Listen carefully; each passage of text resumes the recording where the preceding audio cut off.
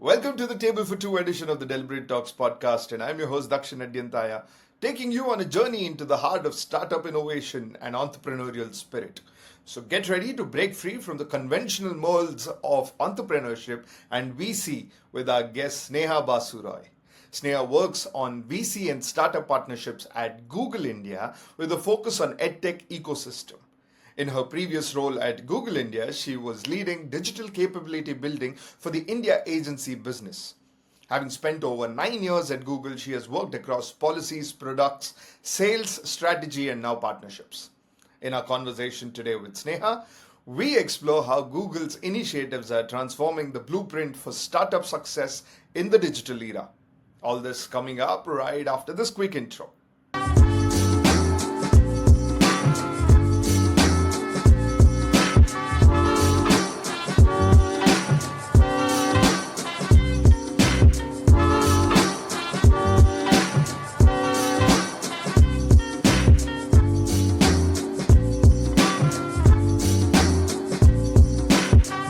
And we're back. Hello, Sneha. Welcome back to the Deliberate Talks podcast. How Thank are you you. doing today?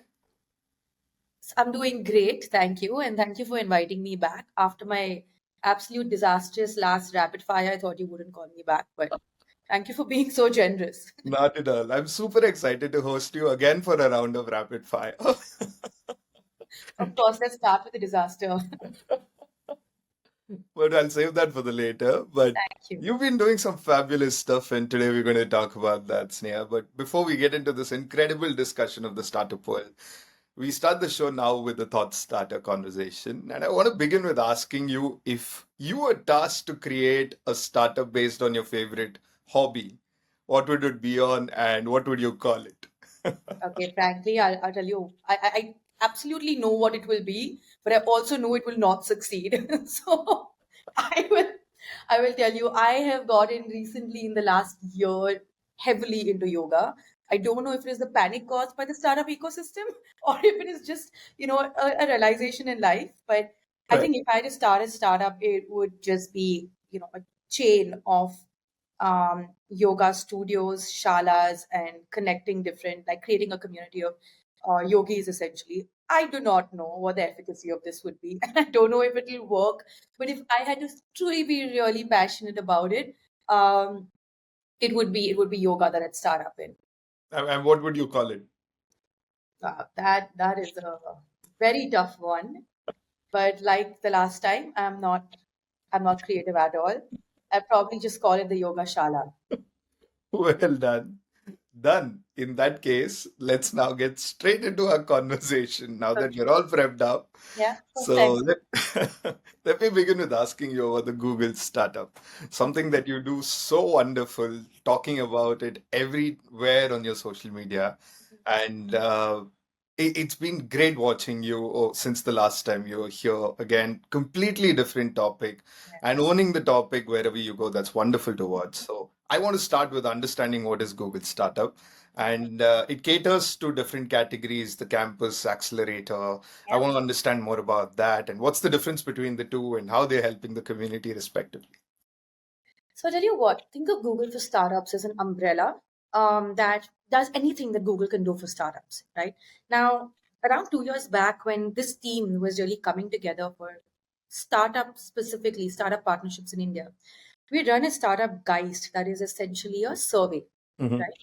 And two most important things that startups say that they really need is one, obviously funding, because if you don't have the money, what can you do really? Right. And the second is mentorship, right?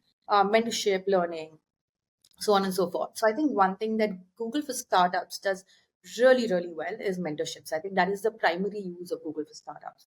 Now, it has different programs under it. One is the campus. They're just around 5 countries that really have the Google campus, but that's a physical space where Mhm. we have events, communities coming together, sessions, everything for free, obviously. And for the rest of the world, there are a lot of global programs, whether it is the cloud program or whether it is, the startup school program, right? It has a lot of these, which are essentially education programs. And also we provide a lot of, let's say, experiments almost of sorts with our products. So availability, we're a tech company finally. So availability of all our products, credits on our products, just ensuring that we are most simplistically understood by the startup community. Mhm. And then we also have some funds, right? Like we have the Black Founders Fund, the Latino Fund, or we have the Ukraine Fund, the Women Founders Fund, right? So these are small funds. They're not like a Google Ventures team, but these are small funds that really ensure that we're enabling the community at scale. Right. So think of that as the Google for Startups program that's available globally. But the accelerator is one I'd probably talk about separately. I think I'm an absolute fan of the accelerator program. It's run by a separate team. It's called by our developer relations team that works with Google for Startups very closely, and it has been in the organization for much longer than the team, for example, that I'm with, right? The accelerator team does a brilliant job of bringing shortlisting around 20 startups, right? And this happens almost every quarter, where they bring them down for a week in our Bangalore office. And they do, they literally keep them up at it's like a little, like it's almost like a simulated campus. There are people staying at a hotel right opposite the office, and the Google Bangalore office. Dakshin, if you're ever in Bangalore, please visit.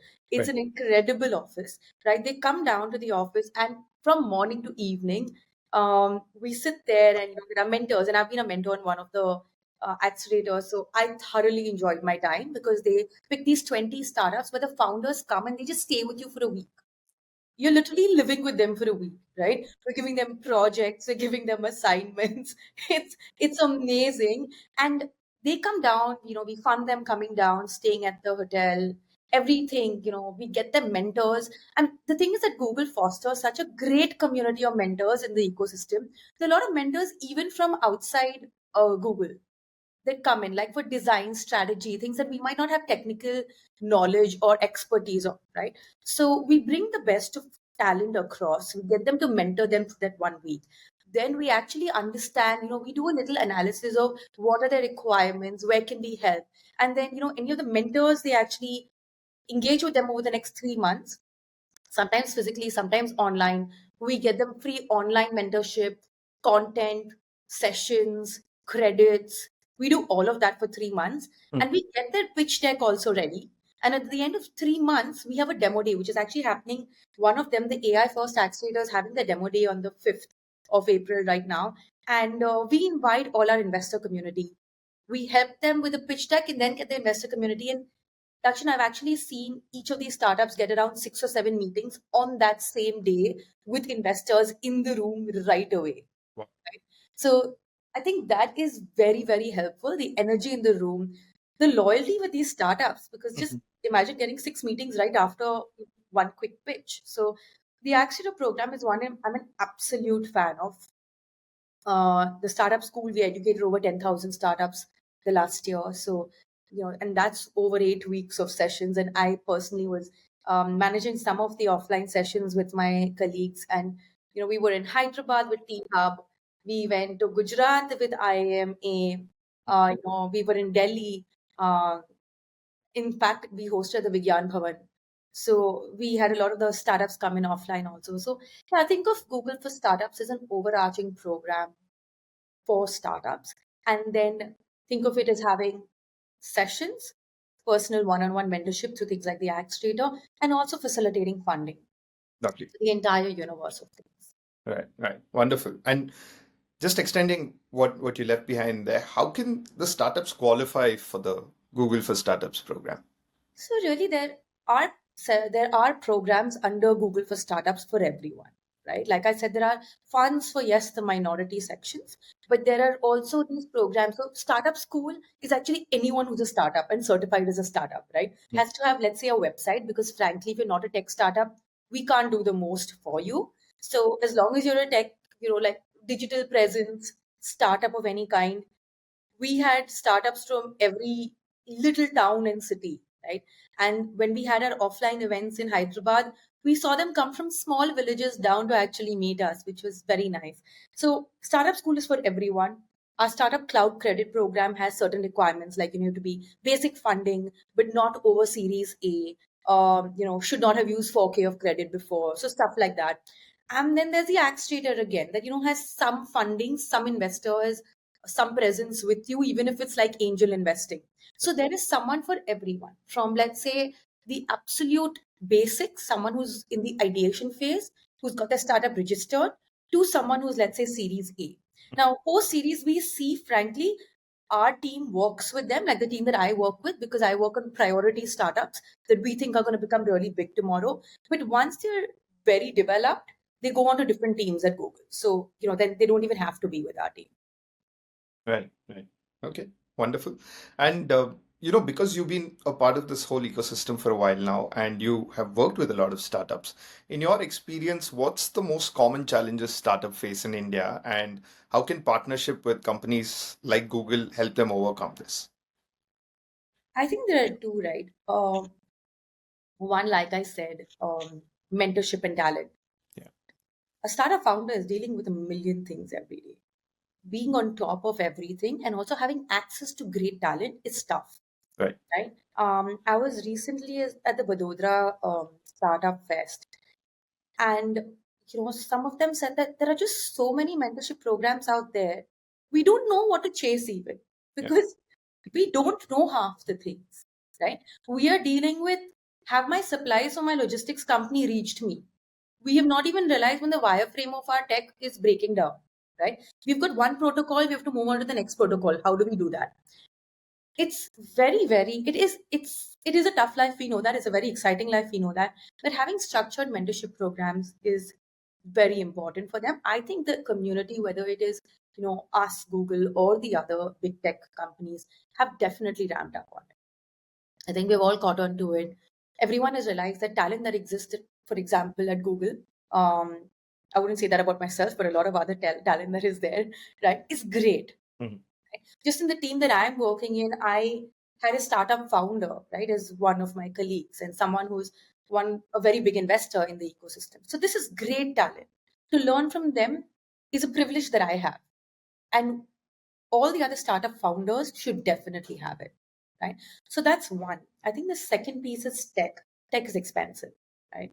Yeah, Um, when we do even our balance sheets, it's so tricky with digital assets to really take into account for all of this tech expenditure, right? It's not cheap.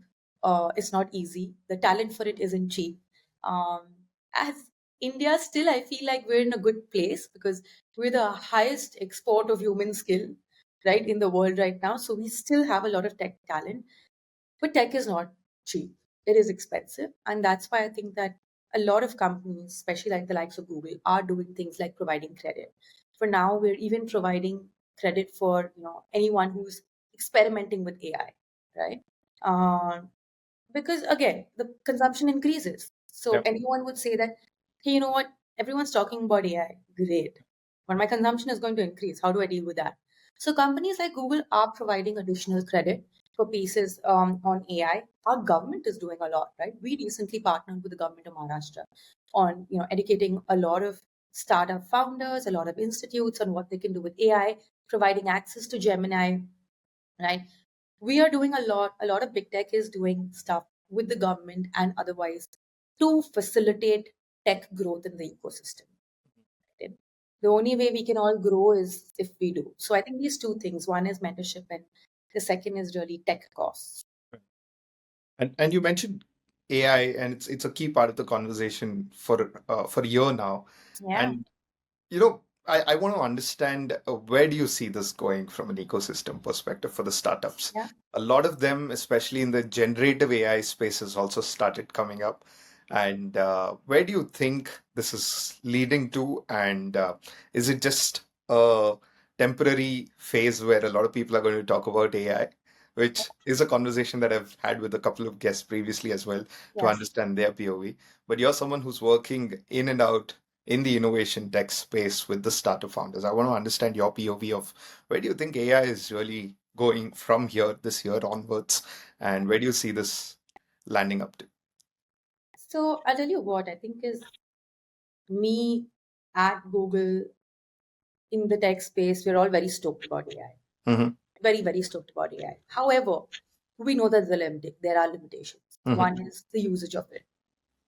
Second is I actually recently was listening to a podcast this morning that spoke about how a lot of the AI not necessarily by one platform, but across all platforms can hallucinate, right? Mhm. I recently heard something that said that an ability of AI is to lie, right? Mhm. However, that's why our regulations are coming in. A few, around 2 weeks back, the government came out with some AI regulations, and there was, I think, a fiasco of, are we really allowing tech to grow, or are we going to let it die like crypto did? Right? I'm not saying it died, but there's a lull, Right. right? Because of the regulations. I think it's taking its due course. I think the adoption of GenAI is inevitable, right? That's just the next step for tech. We'll keep growing with tech, right? LLMs have come in now. It's the use of it is inevitable. Now, if you're going to be able to generate responses for something that you would take hours to do before, we are we love convenience. Who will not do it, right? Everyone's using it. I think it's about being trained on how to use it most efficiently, where a lot of bodies will have to take responsibility, regulatory bodies will have to take responsibility on the education of it, the regulation of it. And with our government and other bodies really creating regulations, it's all in the right direction. And personally, I feel that the growth of it is inevitable. The usage of GenAI is inevitable. The way I generally look at what is working, what is not, I don't think I'm an expert, frankly. I'm neither an engineer, neither an investor, right? I work with both of them very closely, but I'm neither. So I strongly believe that learning from the experts is very important. And one of the things that I do is read a lot of reports by our VCs. Mhm. Most of them have a whole like they have partners who are only working on GenAI. Yeah. If people who are earning out of literally carry out of people growing, right, are investing in AI, they must be doing something right. Right? They're investing money in it, Yeah. right? They Yeah. must be doing something right. In terms of tech, it is inevitable for it to grow. In terms of, I think, business growth, I don't see any other way. And in terms of regulations, I'm just glad they're in place because frankly, everything needs regulation. Makes sense. Makes sense. Now, just coming to your VC and partnerships perspective, how does Google India's approach to VC and startup partnership differ from region to region or globally? I tell you what, in terms of, I'd spoken about Google for Startups. That's an umbrella body. So there are a lot of education scaled across. Like I said, there are some funds, there are some cloud credit programs. These can be regulated. Mhm. But if we look at very big startup markets, right? Let's look at China, Israel, India. Each of them behave completely differently. Very, very different. So I don't even think it's about how does India work differently. In terms of specific VC and startup partnerships, we have to have a team that works differently with each of them. I would actually say I work differently on my partnership program a year ago from now. Mhm. Right? So it is very different. And I'll give you a few specifics of the India market. Our founders are very hands on. Mhm. Right? A lot of them are the engineers that are building the product. So I think from the strategic point to the tactical piece, we have to work with them throughout. The second piece is, I think for us, there's not one conversation that goes by without a funding conversation, right? Whether it is how are you going to cut my costs Mhm. by reducing tech costs, or how are you going to get me funding from Google or other investors that you know? And that is something that when we say partnerships like the US, I don't think we can talk about solely tech partnerships. We'll have to talk about business partnerships. It's just we're India, right? There's conversation of dhanda will come in no matter what. Right. And the third piece, which is I think India is the only country that works on digital public infrastructure from our government. I take huge pride in it, right? Like when we talk to, we've got one large team that works on startups and VC partnerships, and we have calls every week, bi-weekly.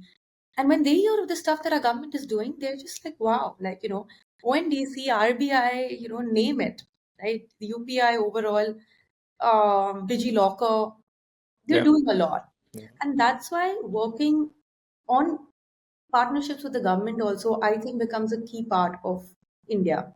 And Google is doing a lot of work with Startup India, ONDC, all of them. But it is as a startup and VC team, we can't only work with startups and VCs. Yeah. We have to work with all the regulatory bodies and the government that provides the support to the startups because they're building the country up, right? So I think that's how regionally specific to India, we would be very different. One would be, like I said, the first piece is funding is a very important part of the conversation. Second is our startup founders are very hands-on, so end-to-end conversation with them from strategy to execution. And the third thing is working with government also very closely. Now, just for me to understand this and in a more candid conversation, and I think it would be more like me asking someone I know from Google whether it works or not, kind of a thing, right? It's more like startups who are a part of this program. Is it a guaranteed success for them? If not, what is really the problem that after this program also they struggle from a personal or professional level to succeed? So Dakshin, you're really looking to get me fired. But I'll tell you my personal take on it. Uh-huh. Look, I'll tell you what. When we pick startups, think of it as Google picking startups with no revenue gain right now. We're obviously going to pick startups that we think are strategically going to grow. It's as simple as that.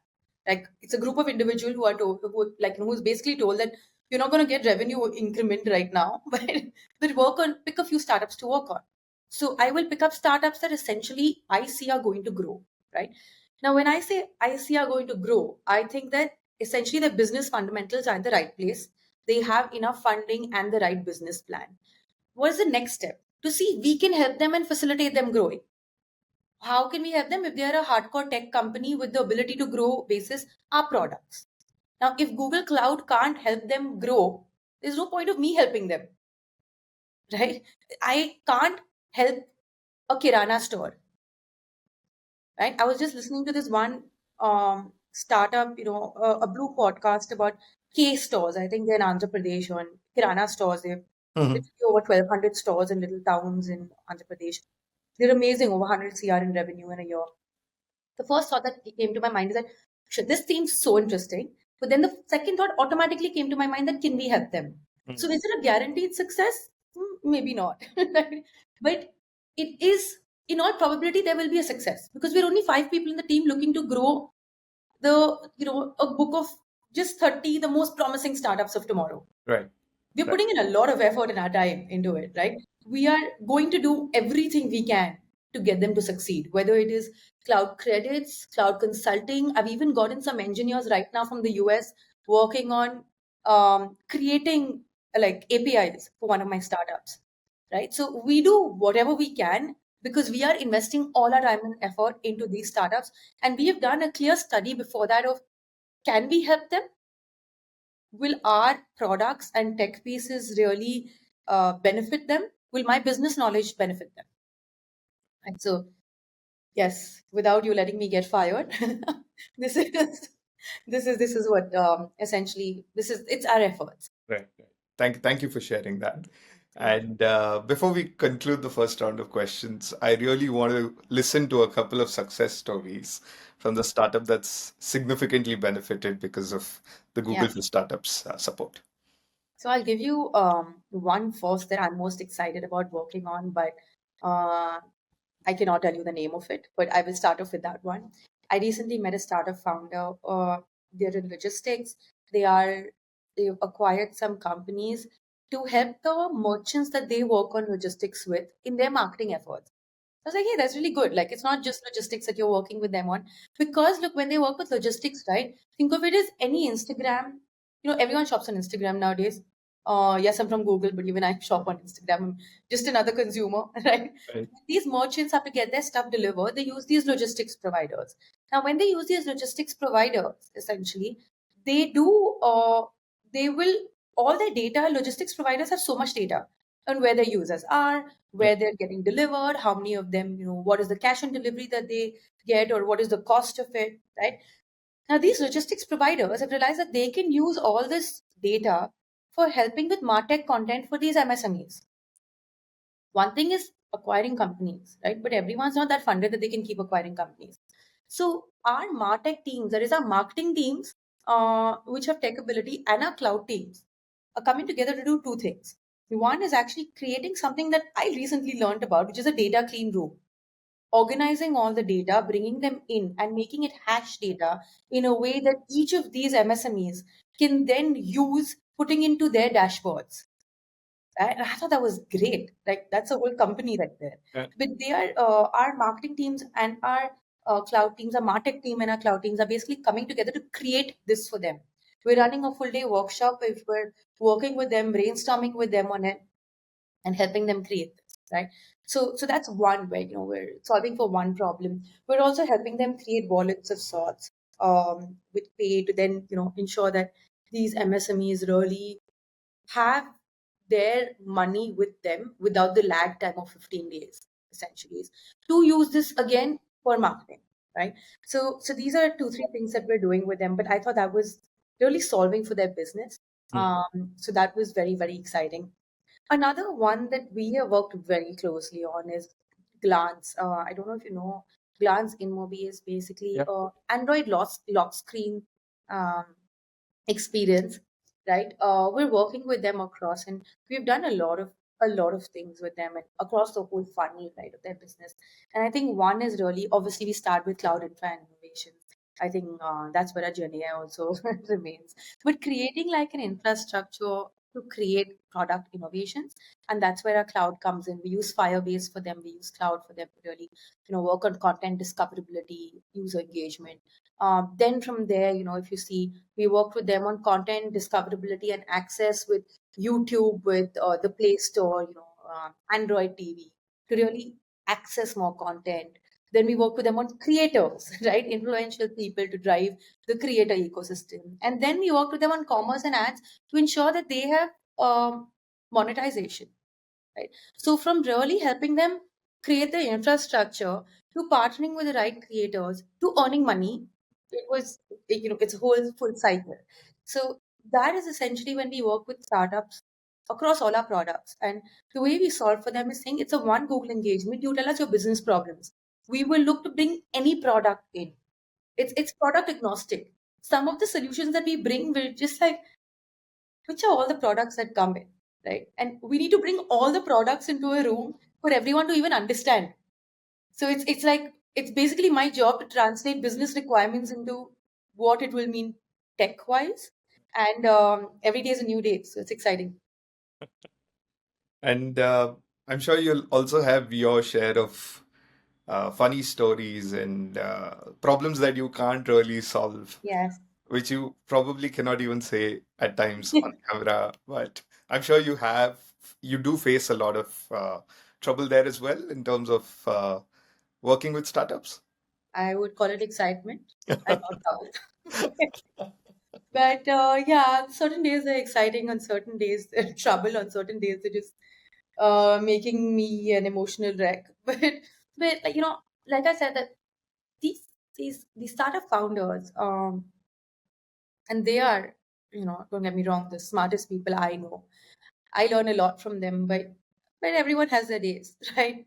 And sometimes once I actually and yes, of course, I will not name the startup, but one of the, who was, I think, who's the chief of staff, or basically think of it in the leadership team. Um, the founders were, dealing with basically wanted better rates from Google on Mhm. certain things. Mhm.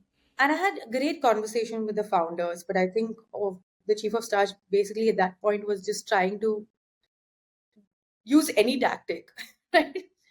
And it was an edtech company that basically told me that, Sneha, to buy our product or course, there is someone in a very tiny village, a little girl who sold a goat to buy the course.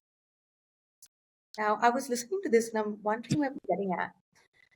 And he said that, Sneha, now even selling her goat, that beloved goat of hers, is not enough because you're not reducing the cost. And this was an auction product, right? This is not even above my pay grade. I don't even know who could have done anything about it, right? I was like, Right. hey, we can work on making this more efficient, working on the tech spends. We can look at certain reports. But when he said that, I was just like, how do I combat this conversation? Like, how? So I was just like, I do want to sympathize, empathize, all of it, where I'm really at a loss of words. And it took me the next 2 minutes to just be like, what the hell is happening? And then I was like, hey, let me just call you back. Because it's like, I don't know what to say to this, right? And then the other thing is when mostly an eng team messes up while uploading some content on their website, and if it doesn't show up on Google search, it's obviously Google's problem. So, I'm sure you faced this with the agencies and now you're facing it with oh this. yes, with the agencies, I face some funny problems. But frankly, problems just get funnier. I think when you tell anyone, and mostly they don't even have to be the startups that I'm directly working with, right?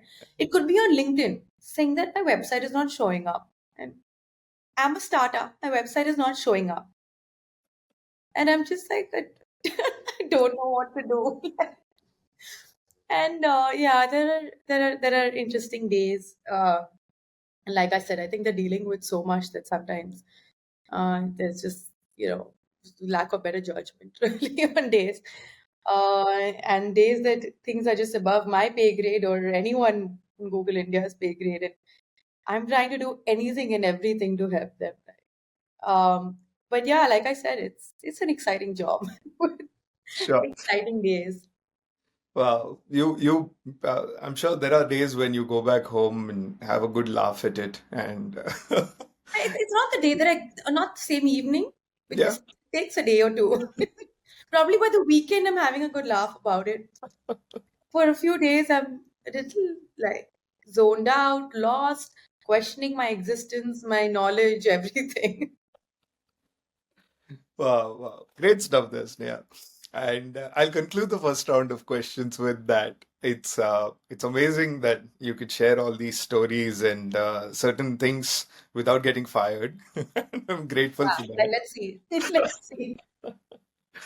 So now I'll move to a round which you dread always, which is the rapid fire round of Always. questions. You've been there once, you slayed it. Yes. Let's see if Yeah. this one is going to be in your act. So ready for this? Yes, please. Super. In 60 seconds, five startups or categories to look out for in the next 2 years. This one I like. One is agri-tech. I think space tech, right? Agri-tech, space tech, clean energy, right? So clean energy, and then you can break it down into clean tech, I would say. Mhm. Um, and the last one is obviously deep tech because hey, like I work for a tech company. So these five, I think agri-tech being my absolute favorite, Uh-huh. just because our GDP relies on it, right? Okay, then. In 50 seconds, three most common mistakes startups make in their pitch, according to you. One is in their pitch, is it? Okay. So in their pitch, I think not talking, um, they like double-sided sword, but starting off with numbers, I think starting off with impact is most important. Secondly, weirdly, is use of emotions, use your story, right? That's the second one. And I think the third thing is really not focusing the pitch on the VC that you're pitching to. These three things. Okay. In 40 seconds, three startup trends for 2024 you're most excited about. One is AI, of course. One is AI. Definitely, I'm very excited to see what companies do with it. The second is going global, Mhm. right? The second is really going global because I think that's where the power or our economy lies. Um, I would actually say these are the top two. I don't have a third Dakshin, I'm sorry. Okay, no problem. In 30 seconds, what's one piece of advice you would give startups looking to scale globally? Oh, um, analysis, right? Most startups get up and say, I want to expand in the US, I want to expand in the Middle East. Why? Right? Ask every tech company for every report and insights they have. Like Right. analysis and insights is key for going global and essentially looking at what you're going to lose out on or the strengths that you have is most important. Super. In 20 seconds, what's one Google tool you think every startup underestimates? Google Trends. Just use Google. It's free. Right? Fiddle around with Google Trends. You can even look at where to globally through Google Trends. Use Google Trends. Yeah. Okay. And finally, in 10 seconds, in one line, how do you describe your job profile to your loved ones? Okay. So, my job profile, I would like to believe, is helping Soonicorns becoming unicorns through the power of tech. This you should have given me more time with Dakshin, really. But top of mind, yes, I'm hoping, at least my vision, is to help Soonicorns become unicorns with the power of tech. Lovely. Lovely. Fabulous stuff there, Sneha. This was fun. Yeah, With that, we come to the end of today's yeah, episode. See, you yeah. did so well this time in the rapid fire round. I think the next time I invite you, you will be the one hosting the rapid fire Oh round yeah, then. I think next time I should host a rapid fire round for you, Dakshin, because there has to be some some comparison, right? I can't just keep messing up with myself. But yeah, that's note to myself for next time. Thank you, Sneha. It's always great talking to you. And thank you so much for sharing all the dope about the Google's for Startup program. And I thoroughly enjoyed hosting you this time too. Did you have a good time again? I had a great time again. Had a Superb, great time superb. again. Superb, Sneha. Delightful. Thank you so much and wishing you nothing but the best for your future endeavors. Thank you, Dakshin. Thank you. Yes. See you. And with that, we come to the end of today's episode. Don't forget to subscribe to all the audio and video channels of the Deliberate Talks and Pixelated Egg Digital Ventures. Join me for another story next week. Until then, be curious, be adventurous, and never stop learning. Cheers.